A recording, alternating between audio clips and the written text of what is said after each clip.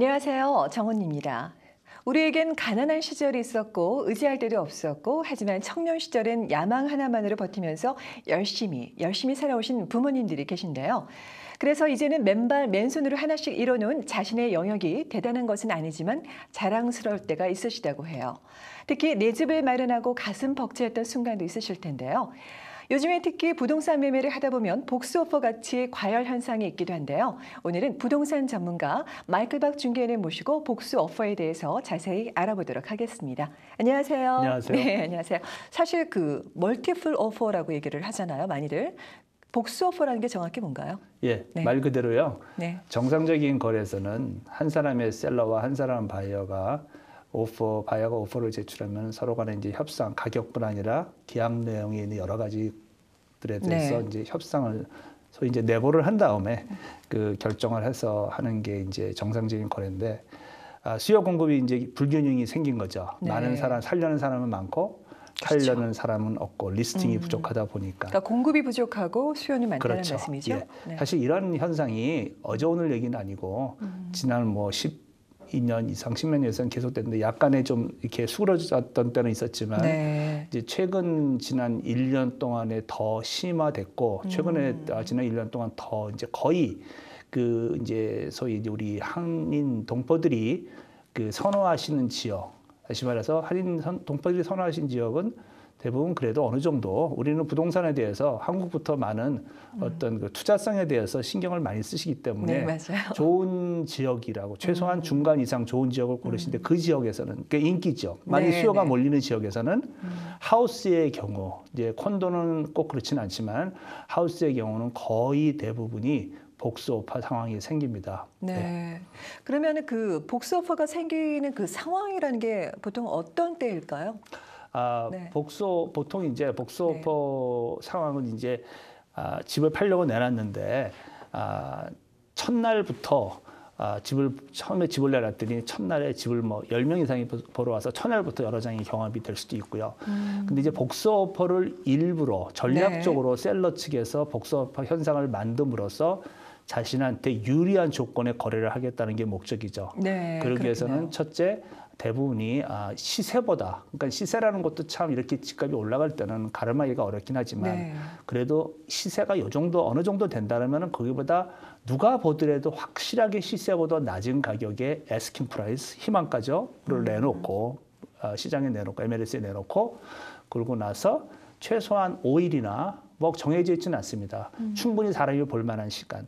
보통 주말은 한번 끼워 놓음으로써 오픈하우스를 해서 중개인을 통하지 않은 일반인들도 올 수 있는 기회를 한번 만들고 최소한 5일에서 한 8일, 9일, 10일 정도까지를 집을 보여주고 어느 날 몇 시, 셀러가 임의로 정하는 시간에 오퍼를 받겠다고 함으로써 여러 장의 오퍼들이 들어옴으로써 가격을 경쟁을 하고 조건 면에서도 훨씬 셀러들한테 좋은 조건에 팔 수 있는 상황을 만들기 위해서 하는 전략이라고 볼 수 있겠습니다. 네, 사실 요즘엔 대부분이 그러니까 뭐 마켓에 나와서 MLS에 이미 노출이 됐다고 해도 원한다고 해서 오퍼를 넣을 수가 있는 게 아니라 말씀하신 것처럼 어떤 정해진 일정 시간에 한꺼번에 받는 경우가 많은데 그게 아마 지금 말씀하신 것처럼 복수 오퍼라는 그 상황을 이끌어내기 위한 전략이겠네요. 예. 그렇죠? 그래서 과거에는 네. 어느 날 몇 시에 딱 정했으면은 그날까지 오퍼를 안 받고 혹시 그 중간에 어떤 바이어 쪽 에이전트가 나는 그날까지 못 기다리겠다, 오퍼를 묻겠다 해서 네. 가져오는 경우도 있었는데 그건 받질 않았습니다. 네. 근데 요즘은 어떤 현상이 또 흔하게 나오냐 하면은 어느 날 몇 시에 다음 주 목요일 7시에 받기로 했는데 그 전에 월요일 날 네. 바이어가 그걸 무시하고 나는 당신이 원하는 가격보다 많은 가격을 그때까지 기다리지 않고 제시를 하겠다 하고서 가져옵니다. 예, 그럴 경우에는 네. 셀러는 고민되는 게 과연 이거를 자기 생각했던 가격만큼 됐는데 지금 이걸 받고 팔 것이냐 아니면 그날까지 기다렸다가 더 많은 그 오퍼와 경합 상황을 만들어서 팔 거냐라는 거를 고민하게 되는데 그럼 원래는 이게 과거에는 안 됐는데 요즘은 셀러 측의 셀러의 마음이라는 거죠. 그래서 셀러가 원하면은 그 전에도 받을 수 있는 단지 한 가지 리스팅하는 중개인이 집을 받던 그동안에 집을 받던 사람 그 중개인들한테 연락을 다 해서 어느 날 내가 몇 시에 받기로 했지만 지금 오퍼가 들어오기 때문에 받을 수도 있다라고 얘기를 할 수도 있고 아예 리스팅 자체에 그걸 써놓습니다. preemptive offer. 그래서 이제 본래 오퍼라 그러죠. 우리가 자녀들이 학교 가면은 뭐 이렇게 왕따 당한다 그러나요? 네, 애들한테 bully. 이렇게 네. 본리 오퍼라 그러죠. 이게 위협적으로 오퍼를 찔러놓으면서 먼저 채가겠다는 그런 식으로. 그래요? 예, 그렇게 하는 건데 그게 이제 장점이 있고 단점이 있습니다. 예, 어떤 장점이 장점이라는 거는 내가 어느 날 몇 시까지 기다리지 않고 진짜 좋은 가격이라고 생각될 때 팔고 남으로써 그날의 그 어떤 여러 경합을 안 거치고도 팔 수 있는 그런 장점이 있죠. 그 셀러 입장인 그렇죠. 거죠? 좀 쉽게 아니요 바이어가 또 그렇게 확 찌른 사람이 그 집을 자기게 되는 거죠. 예, 기회를 그게 가질 수 있으니까. 그럴 수도 있지만 대부분의 경우는 제 개인적인 게 에이전트마다 다른 얘기를 하지만 제 개인의 생각은 어느 날 몇 시에 하기로 했으면 그때까지 기다리는 게 맞습니다. 단 어떤 때는 바이어 에이전트가 이런 얘기를 합니다. 우리 손님은 지금 예를 들어서 요즘 중국 바이어가 많으니까 중국에서 오신 분이 이번 주말까지만 여기 있고 다음 주 당신이 받는 날에는 중국으로 돌아가기 때문에 할 수가 없다.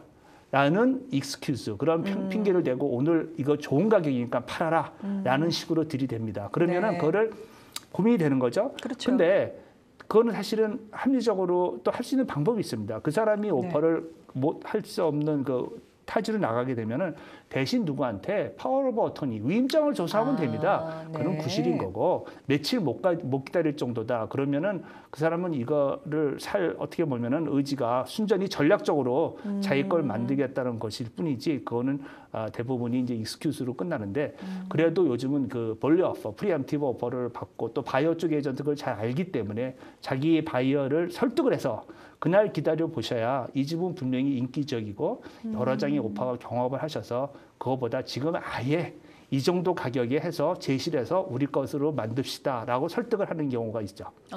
그러면 셀러 입장에서는 미리 받고요. 기다렸다가 답변을 곧바로 주는 게 아니라 그 원래 약속했던 그 날짜, 그 시간까지 기다려서 경합을 벌이게끔 할 수도 있는 건가요? 오퍼의 유효 기간이 보통 몇 시간에서 24시간입니다. 바이어 에이전트가 바보가 아닌 이상 그날까지 기다리는 오퍼는 누나 마나한 오퍼죠. 그렇죠. 이 때문에 그래서 또 그것도 어떤 때는 내가 지금 시간이 없으니까 오늘 밤에 가져가겠다. 오퍼를 직접 팩스나 이메일로 안 하고 직접 만나서 설득을 하려고 4시간밖에 없다. 그래서 가져가서 와서 그 자리에서 이제 결정을 해버리려는 그런 전략을 쓰죠.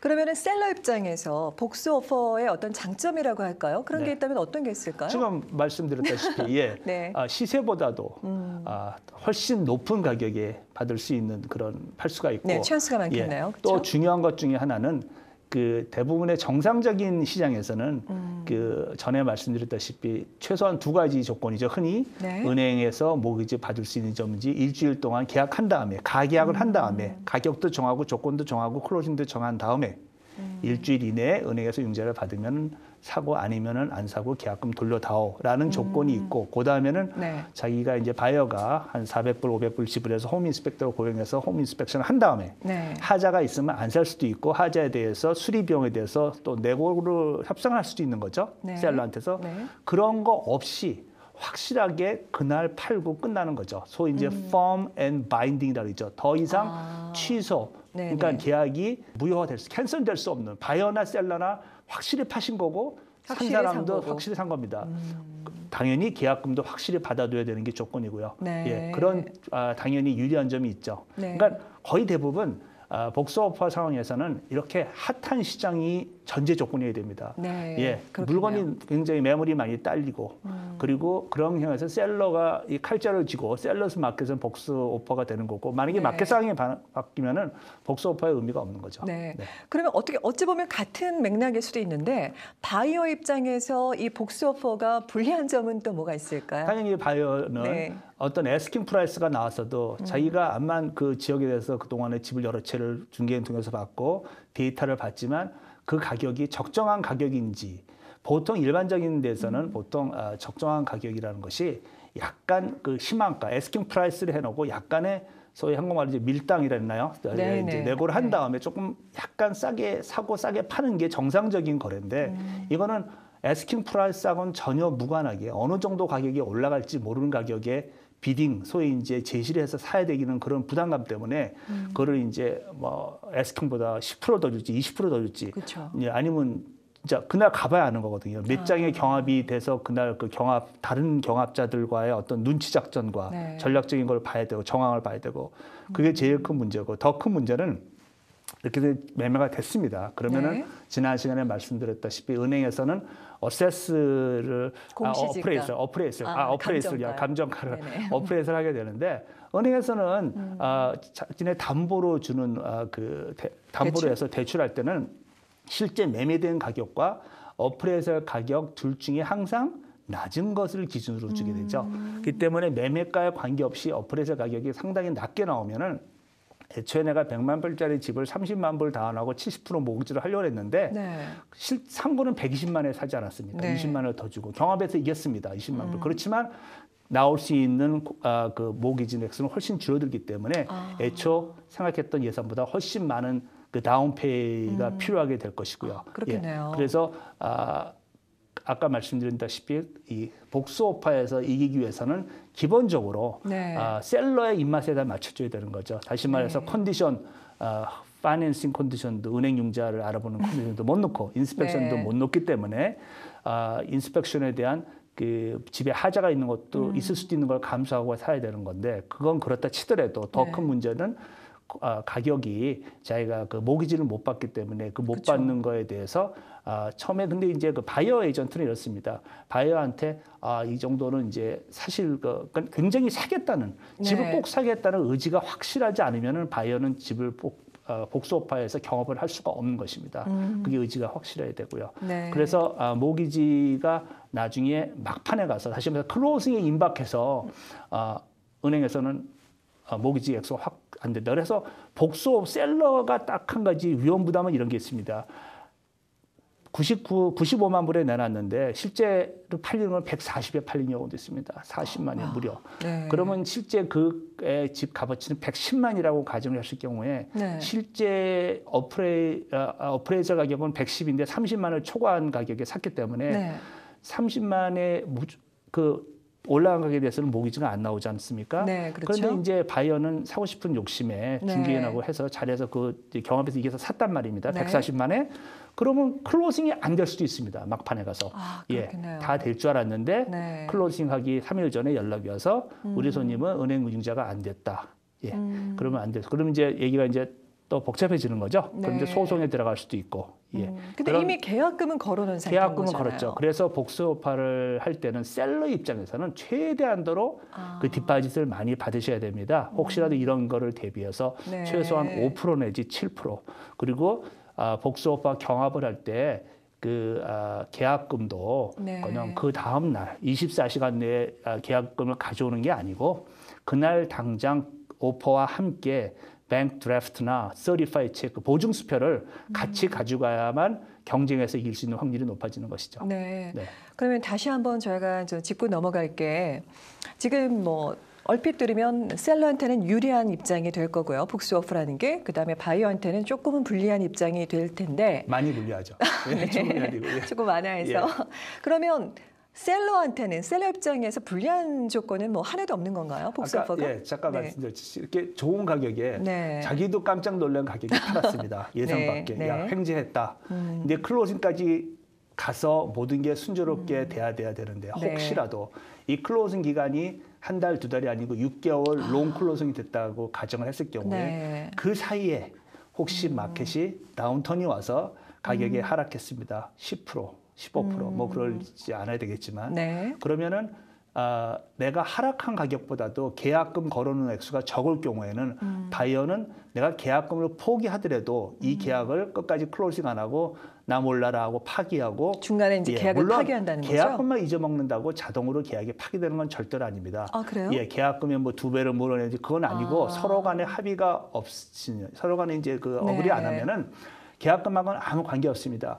다시 말해서 계약 파기를 하게 되면은 셀러는 다시 파기한 거를 확실히 알면 다시 시장에 내놔서 마켓에 내놔서 판 다음에 그 처음에 계약했던 가격보다도 낮은 가격에 판 차익에 대해서 손해배상 청구를 할 것이고 소송을 할 것이고 그래요? 그동안에 들어간 모든 경비, 부동산 복비, 시간이 지남으로써 소요됐던 비용까지 청구를 할 것입니다. 네. 뭐 100% 이긴다는 법은 없지만 거의 바이어 계약을 파기한 아무런 합법적으로 계약을 파기할 수 없는 조건 하에서 계약을 파기하는 바이어는 네. 그 손해를 다 감수해야 될 각오를 하고 가셔야 되겠죠. 근데 예를 들어서 그렇겠네요. 집을 샀는데 6개월에 클로징인데 가격이 많이 하락했을 때 파기했다. 네. 그 클로징 안 하고 자기 나라로 돌아가 버리면 뭐 그렇죠. 그냥 끝입니다. 포기하고 그렇죠? 소송에서 계약 때문에. 이겨서 돈 받는 거하고는 또 다른 얘기죠. 그럼 네. 그때 가봐야 하는 것이고요.